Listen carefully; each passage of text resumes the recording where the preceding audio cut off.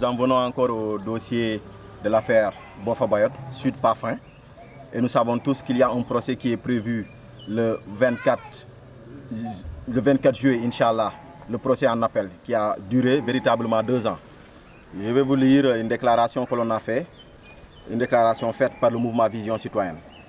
Ce jeudi 18 juillet 2024, le journaliste René Capain-Bassène et Omar Ampuy Bodian étaient au tribunal pour la séance de présentation devant procès. Concernant les appels interjetés, tout est devenu clair.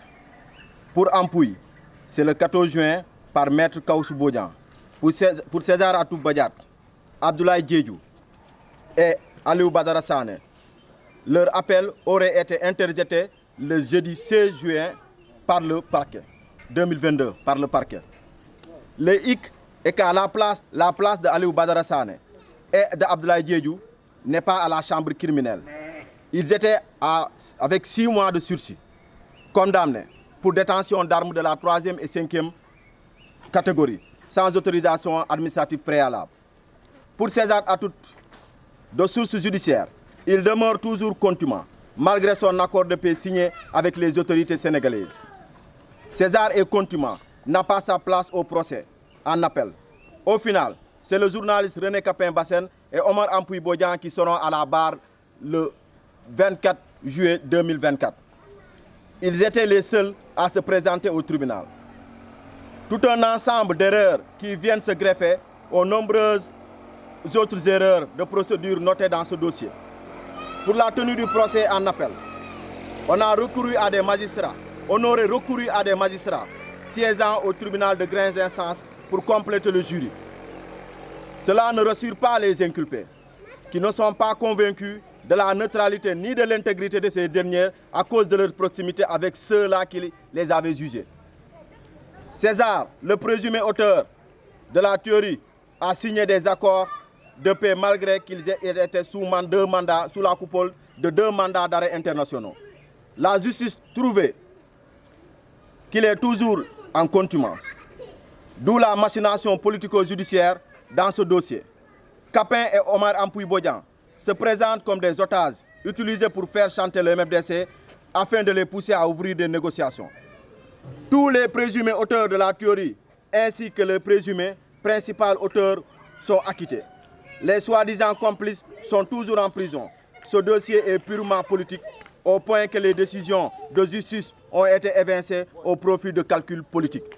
Ce que nous tenons à dire par rapport à cela, si l'information s'avère juste et vraie, qu'il y aurait véritablement des juges du tribunal de première instance ou des juges du tribunal de grande instance de Ziguinchor qui auraient été choisis pour siéger au niveau de la cour d'appel, nous dénonçons cela.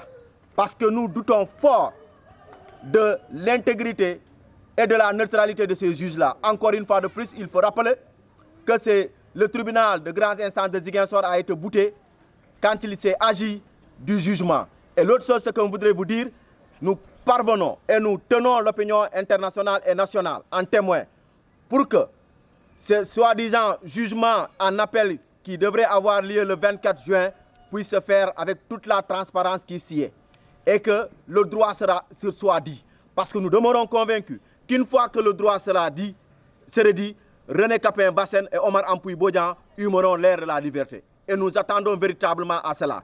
Par contre, nous, en tant qu'acteurs de la société civile, nous ne voyons pas la pertinence à ce que des juges ayant déjà connu le dossier et qui se trouveraient au niveau du tribunal de grande instance de Ziguinchor puissent siéger. Même si le Sénégal manque de magistrats, on pourrait en faire venir dans d'autres contrées, soit à Dakar, soit à Diourbel, soit à Thiès. Mais c'est cette attitude que les magistrats du tribunal de grande instance de Ziguinchor, certains d'entre eux ont eu par rapport à ce dossier, tout le monde est conscient de cela. Et il n'y a pas question d'oublier parce qu'il n'y a pas de place pour l'oubli. Et nous demandons à la justice sénégalaise pour cette fois-ci, nous le disons, qu'il n'y aura plus d'agneau du sacrifice parce que les sacrifices ont été consentis depuis lors. 7 ans de prison pour des innocents, nous disons que c'est trop. Et nous pensons qu'aujourd'hui, les nouvelles autorités ont promis aux Sénégalais le djoubel et le djoubanti. Et cela doit connaître aussi, la justice doit connaître le djoubel et le djoubanti. Parce que ce procès qui a toujours été fait à leur défaveur n'a été qu'un procès politique, une machination politico-judiciaire. Ils ne sont pas libérés. Nous comptons mobiliser toutes les familles et tous les acquittés et tous ceux qui sont épris de justice pour chaque fois battre le macadam jusqu'à ce que la réelle justice, la vraie justice soit dite sur cette affaire-là. Et nous ne manquerons pas parce que nous sommes pleins d'énergie.